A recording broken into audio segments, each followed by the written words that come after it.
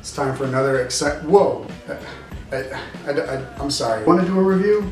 Seriously? You want to do a review?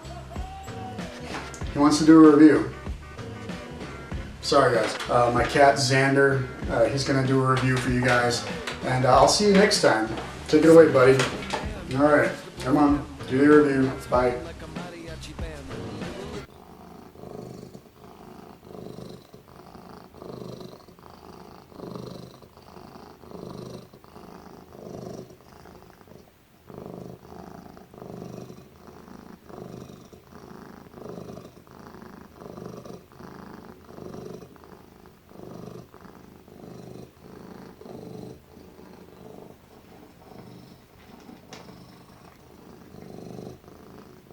Alright, so I apologize everybody, that did not go very well. I'm just gonna maybe take over the review from here, buddy. Yeah, I know you want to do the review. Oh boy. You know, this shirt used to be blue, now it's gonna be blonde. So here we've got Stargate for the Super Nintendo. It's the Stargate issue of Nintendo Power. And it's got this really awesome picture of Anubis on the front. Anubis is one of the villains of the Stargate movie. He is the god of death in Egyptian mythology. So pretty cool to see Anubis on the cover. I think this is one of the best Nintendo Power covers out there. Definitely one of the best later Nintendo Power covers, as in like after 1994. So they kind of took a little bit of a decline in quality for a while. But this was one of the best from 1995 for sure. Now, I want to point out that the ads in Nintendo Power have taken on a very attitude-y look to them. You've got this cool dude in a cap showing you all the different new colors of Game Boy. And then over here, you've got this rad crowd surfing dude, and he's the guy who snaked the new issue of Nintendo Power, whatever that means. So yeah, a lot of attitude in these ads. Wow. So apparently Nintendo Power was going through some growing pains at this point. They were trying some new looks. And I guess they asked the fans, what do you think about our new look? And they had this one letter from this guy, Philip, from Virginia. I almost said Virginia. From Virginia. And he says, "This is awesome!" Exclamation, exclamation, exclamation. This is like a Donald Trump tweet. He says, "This is awesome, forget the next level," which I'm guessing is an ad campaign that Sony or Sega were doing at the time. Like, welcome to the next level, I believe. I think it was Sony PlayStation. Anyway, he says, "Forget the next level. I'm going for loudness," as in play aloud. "Computer graphics on almost every page. Anybody who can't appreciate your new look should be shot." Really? This guy, Masando from Washington says, "You sent me a survey and I finished it. When I put it into the envelope and licked it, it didn't have the bad tasting envelope gunk stuff. It tasted really good, like carrot juice. It was cool. I just had to tell you." Thank you, Masando. Alright, power charts. Donkey Kong Country, #1. A Link to the Past, #2. And Super Metroid, #3. What I find interesting is that the screenshots do not match up. But if you look, you can see that the last month numbers actually coincide with the screenshots. So what I'm thinking is they just used the same screenshots from last month maybe? Or at the very least someone got confused and thought the last month column was this month? Somebody got confused, but either way, last month Final Fantasy III was actually #2, now it's #4. Game Boy Top 10, Donkey Kong is #1. That's just Donkey Kong, the game where you climb the skyscraper and jump over barrels. That is not Donkey Kong Land. So surprising. I actually played Donkey Kong about 3 years ago, and it took me like 6 months to beat the game because it has like 100 levels. We've got Spider-Man. He's got Venom and some of the major villains here. We've got the reptile. We've got Green Goblin over here. We've got I don't know who that is.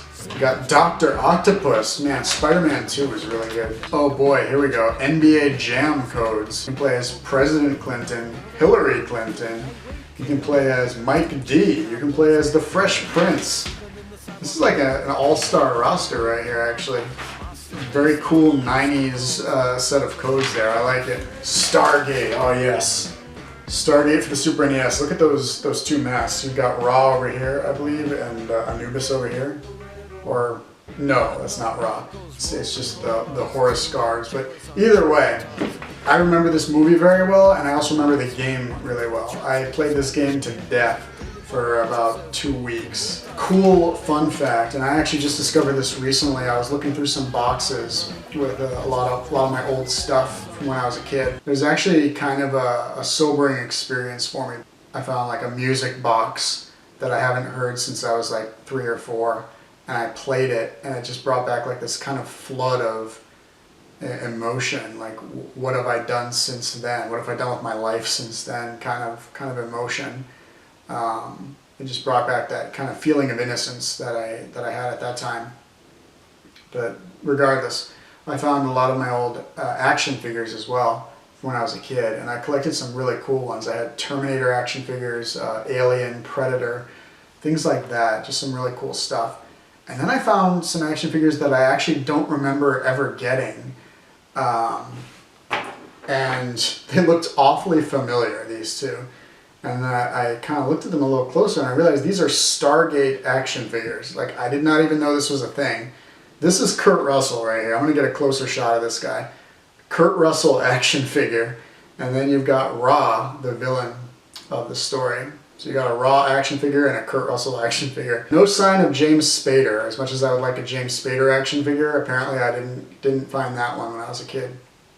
But yeah, I've got these little Stargate action figures, and I just thought that was awesome, and I figured whenever I got around to covering this issue, I would just kind of whip these out, and I don't know, it's cool. I wonder what it's like to have an action figure of yourself, you know, like, I wonder if Kurt Russell even knows that this exists, and does he have one at home kind of thing, you know, he looks at it, and it's like, oh yeah, I remember when I did that.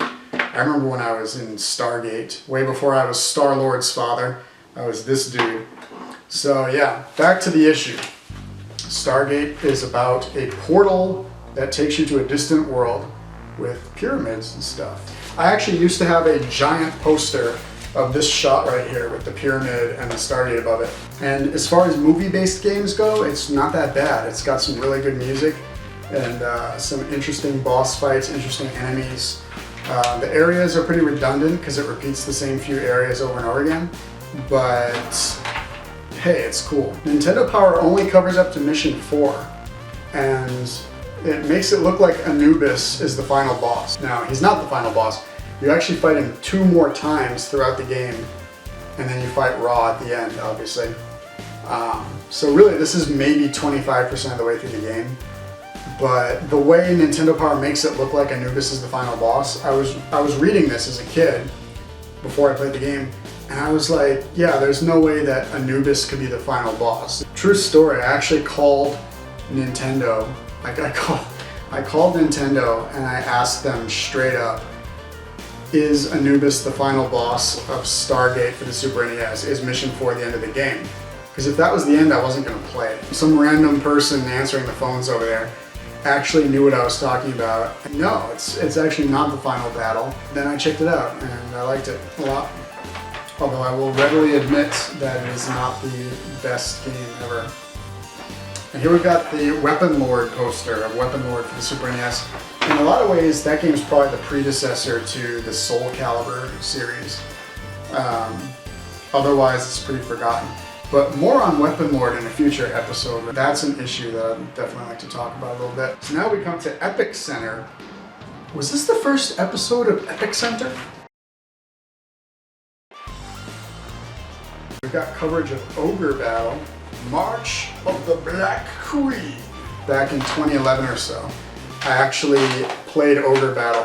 I finally figured out kind of what I was doing, and I beat the game, but I also kind of beat it in a very cheap way, where I just built up one super team, and I just, you know, like this Miami Heat super team, and I just went around defeating all the enemies with this one team, so this one team got really over-leveled.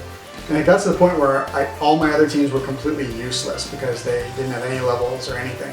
And I had this one super team doing all the work. And my reputation meter completely tanked. By the end of the game, it was just empty. And I got like the worst ending But you know what? I had so much fun doing it. I just had this super team running everything over. Talk about looking for the path of least resistance, though. In any case, this issue makes Ogre Battle look awesome. You got the map and the battles, you know, the actual ogre battles. And it's just a really fun, compelling little game. And your reputation precedes you. Here's the reputation meter, aka the thing that I tanked. And finally we come to Secret of Evermore. A lot of people say that Secret of Evermore was supposed to be a lot darker than it ended up being, and that they kind of rewrote it as development went on. Looking at this, I'm inclined to agree, because the very first paragraph is called Field of Screams. Yes, Field of Screams, and they make the game look like some kind of nightmare. Here we've got a statue head thing that's actually a boss in the game. This is a direct homage to The Time Machine by H.G. Wells, which is also a fish out of water story with a machine that transports the hero to a different place in time. So yeah, The Time Machine definitely inspired Secret of Evermore in a lot of ways. Now, they did a great job making Evermore look really magical in this issue, and I remember reading this whole thing and being like, wow, I have to play this thing. Finally, we've got Brandish. Brandish for the Super NES. It's a game about mazes. But I'm not like a big sports guy, and definitely not into like sports video games. But if you were into sports video games, then this was your epic center. This was like, you know, very similar section. And I like that the writer portrait over here is for a guy named Lou Z. Ball. Lou Z. Ball. He's actually the forgotten white son of LeVar Ball. And here we've got the Dream Team, which is the team developing the Nintendo Ultra 64, which we were just beginning to hear rumblings about at this point in time. And I just want to say that these screenshots, these quote-unquote screenshots that they're showing of Silicon graphics, look absolutely nothing at all like Nintendo 64 graphics. They look almost PlayStation 4 level. I would say PlayStation 3 level. You know, PlayStation 3 could probably do these graphics, but it would be tough. PS4 could, for sure. Yeah, they make the Ultra 64 look like a magical garden of dreams. Got Counselor's Corner. You got some Mega Man X2. We got some Robo Trick. Got the Lion King. Got Mega Man 5 for the Game Boy, which is a great one right there. And here is the Lion King for the Game Boy. The Super NES version of this game was a great time. It was really well designed. It was really fun. And I liked playing it a lot, although I believe as a kid I had to actually cheat. I had to use a cheat code to get to the end of the Lion King. Then as an adult, I went back and I played it for real, and it turned out to not be that hard. The Game Boy version of the game does not look that great. One thing I'm not crazy about, they actually mix a Super NES screenshot in with the Game Boy screenshots. And it's a little bit deceiving. It makes you, like, you look at that and you go, oh wow, is that a Game Boy screenshot? Like a Super Game Boy or something? No, it's actually a Super NES screenshot. Just kind of lurking among the Game Boy screenshots just to kind of maybe fool somebody, I guess. I don't know. So that's odd. So yeah, the now playing review section here, we've got Home Improvement the Game. Pluses, lots of attack modes. Minuses, very awkward play control. The humor that makes the TV show so great is missing from the game. Well, that kind of defeats the point. Ogre Battle. Pluses, very deep with multiple endings for good replay value. Minuses, unusual game design and a slow learning curve. Anything else of interest here? Stargate. Pluses, good although repetitious graphics and very good gameplay control. Lots of variety. Some very cool and realistic moves. Upcoming games, we've got Time Cop. Time Cop with JCVD, Jean-Claude Van Damme. Although as it's spelled here, JVC, that's odd. So the bad boy of Belgium himself, Jean-Claude Van Damme, makes his action game debut in Time Cop. Game looks kind of terrible, and I don't remember ever hearing about it, so yeah. If it had the really hot sex scene in it, then it's definitely worth playing, but you're gonna have to look into that. I don't know if that scene would make it onto a Nintendo game, especially back then. I mean, they were pretty stringent about the ratings and stuff, so it might not be a sex scene. But definitely check it out, you know, if there is. I'm glad I got to show you these two really cool little action figures that I found. It's also the last time that I'm going to let Xander over here do a Nintendo Power review.